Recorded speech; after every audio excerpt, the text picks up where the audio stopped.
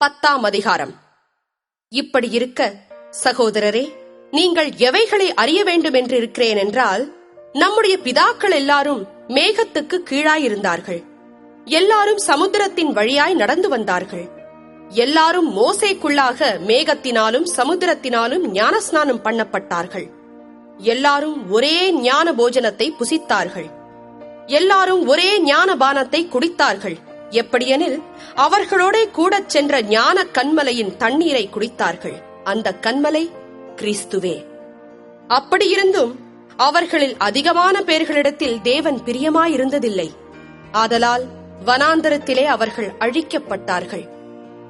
அவர்கள் இச்சித்தது போல நாமும் பொல்லாங்கானவைகளை இச்சியாதபடிக்கு இவைகள் நமக்கு திருஷ்டாந்தங்களாயிருக்கிறது.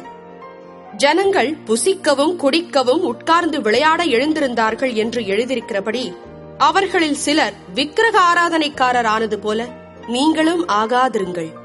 அவர்களில் சிலர் வேசித்தனம் பண்ணி ஒரே நாளில் 23,000 பேர் விழுந்து போனார்கள். அதுபோல நாமும் வேசித்தனம் பண்ணாதிருப்போமாக. அவர்களில் சிலர் கிறிஸ்துவை பரீட்சை பார்த்து பாம்புகளால் அழிக்கப்பட்டார்கள். அதுபோல நாமும் கிறிஸ்துவை பரீட்சை பாராதிருப்போமாக. அவர்களில் சிலர் முறுமுறுத்து சங்காரக்காரனாலே அழிக்கப்பட்டார்கள். அதுபோல நீங்களும் முறுமுறுக்காதிருங்கள். இவைகளெல்லாம் திருஷ்டாந்தங்களாக அவர்களுக்கு சம்பவித்தது. உலகத்தின் முடிவு காலத்தில் உள்ள நமக்கு எச்சரிப்புண்டாகும்படி எழுதப்பட்டும் இருக்கிறது. இப்படி இருக்க, தன்னை நிற்கிறவன் என்று எண்ணுகிறவன் விழாதபடிக்கு எச்சரிக்கையாயிருக்க கடவன். மனுஷருக்கு நேரிடுகிற சோதனையே அல்லாமல் வேறே சோதனை உங்களுக்கு நேரிடவில்லை. தேவன் உண்மையுள்ளவராயிருக்கிறார்.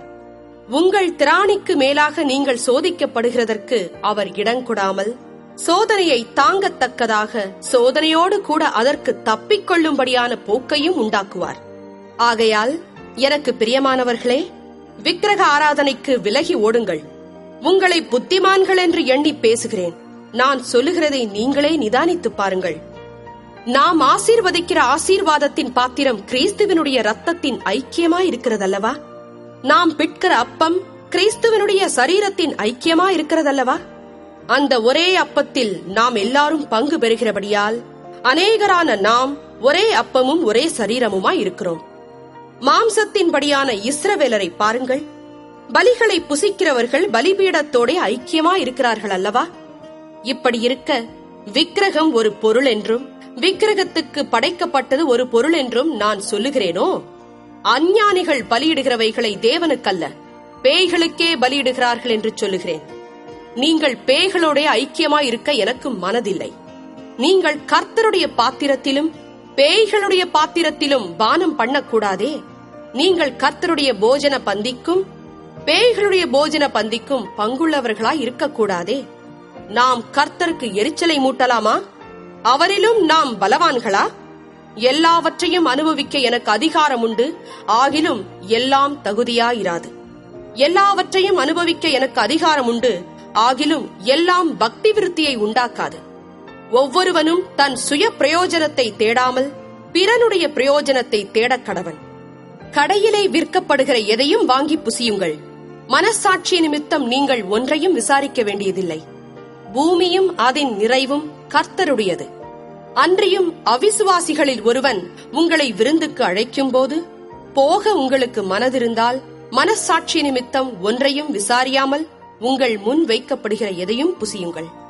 ஆயினும் இது விக்கிரகங்களுக்கு படைக்கப்பட்டதென்று ஒருவன் உங்களுக்கு சொன்னால், அப்படி அறிவித்தவ நிமித்தமும் மனசாட்சி நிமித்தமும் புசியாதிருங்கள். பூமியும் அதன் நிறைவும் கர்த்தருடையது.